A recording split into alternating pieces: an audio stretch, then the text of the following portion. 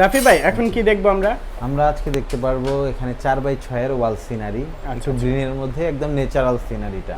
Natural scenery, যেটা আপনার সকলের পছন্দ হবে। জি জি। সাইজটা কত আছে? সাইজটা আছে 24x24, 6 পিচের উপরে, পাশে 6 ফিট, হাইটে 4 ফিট। আচ্ছা আচ্ছা।